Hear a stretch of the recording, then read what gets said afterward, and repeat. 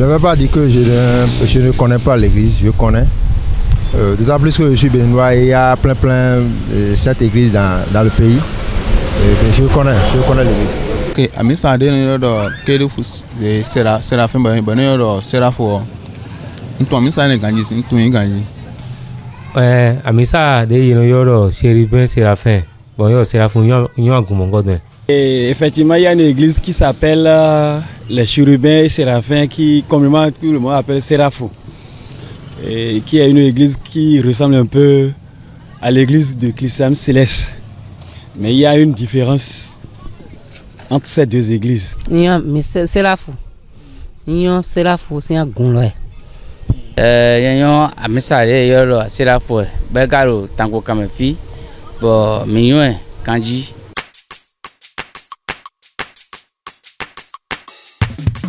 Amisa Sérapho ne yetunde go wa ndo ete. Amisa de we yin bo. We ni gbon yin ko jodin o. Orun se nu wa ton le o. Amisa de we yin bo. Bobo boro ti to megandi. Bo le no wa sun ja supo. Town do benin to me fi. Agone ndenyo de we supo. Eno wa dagwe susu. Eno mo kun kan de me. E mede ade amisa mongo no yi. Webo amonu madonu ko na ve opere. Misa de bo ne mede eno yo eno hen to na dagwe wa na gbeto. Chérubin Séraphin, tel que je l'ai connu, c'est une église aussi. Je vais dire une partie de l'église céleste ou je ne sais pas ce que veut dire. Donc, soit c'est une partie de l'église céleste ou c'est l'église céleste qui a quitté les séraphins ou c'est les séraphins qui ont quitté céleste, je ne peux le qualifier. Mais ce que je sais que ça, c'est une partie de l'église céleste. Comme les églises célestes aussi portent les blancs, eux autres aussi portent les blancs. Donc la particularité chez eux, simplement, ce que j'observe, c'est que eux autres, ils portent, étant dans leur soutane, ils portent aussi de la chaussure et les autres ne portent pas.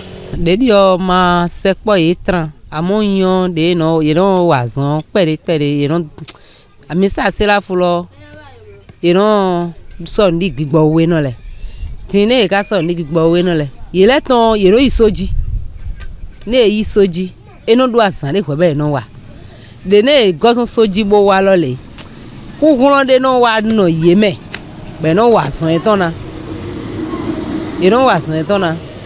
Bon, ne ede asan lo wa bode yile amocha ye wa nenegbon gbigbo si aliji ye wa asan gbon gbigbo si aliji pere.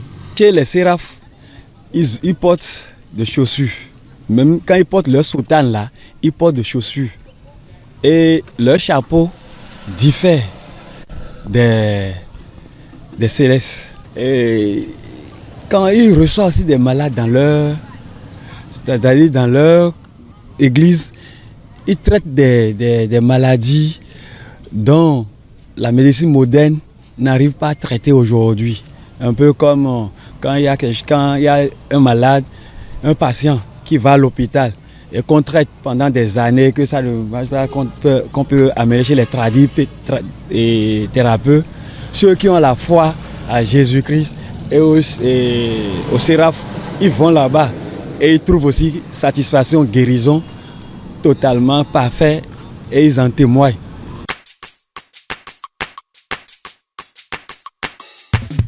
Idagwede amisa ne ehewana meredo yile po mema yile po enote do ni mi pon de gbedin do asankunde de tin bo ni aitoto kakaka bo asebio deme o azon le eno ya o se fe blon ya o gbo me mo ko amisa ne lo yide eno ya o wa son ne lo kanti kwa eno wa son de yin do asison de yasin bo jan kwere bo groupe to le be se wa elegon eno godena bon eno ya o se fe bo ma no ya o wa son bo on le no mo wi de me amisa de yin bo dagwe susu wana to taun. En ce qui concerne les bienfaits, c'est l'église, on dit l'église, il y a la prière que les autres aussi font et que eux aussi ils font. Donc si je vais dire bienfait, c'est la prière et que les autres trouvent de la satisfaction. S'il n'y a pas de satisfaction, de quelque chose, vous avez un problème et que vous voulez avoir une solution à cela, raison pour laquelle parmi tant d'autres vont à l'église. Vous voyez? Donc je peux dire en ce qui concerne les bienfaits, bon, la prière, les autres trucs de solutions à leurs problèmes, je peux dire un peu ce que vous voulez dire.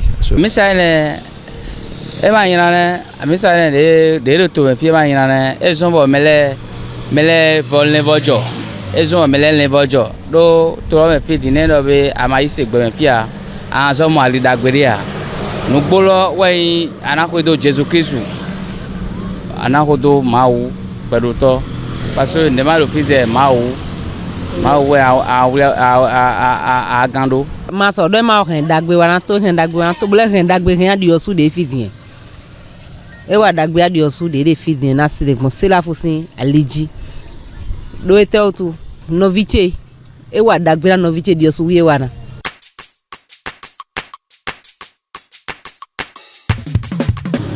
année de 100 ans kaka parce que kaka bo mi sa do yi kaka bo 100 ans e bro njọ́ nu wa eri sin so no paso no ko ami sa e ma do so dagbe sin a kaka ro 100 ans o e na pele ho wo sin donc on yen mo ko alide ye nde ibi bayi ko dagbe de ibi bayi kaka bo 100 ans ni o ye ni hen do mo bo continuer bo go ala no to viro bo go ala na to me mi de ko de to di kanji eni mo nu ko yen na tin na tun agun lo so. Si c'était pas une église bien racinée, il ne peut pas l'église ne peut pas faire 100 ans.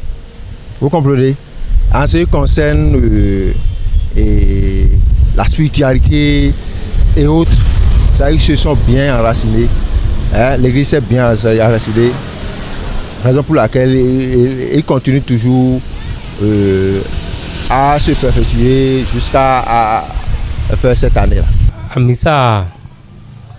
Amisa mongo don eja 100 ans logbe dagbede e wa to lo suko e da yi mi amoro danu suko o yes kwa jiji suko ama ha bogbon fire de samen gabi kle won bo me yan ro e plinu e blole me de agumongo don le ye wa bene je igbaji mi amoro danu enele edepo.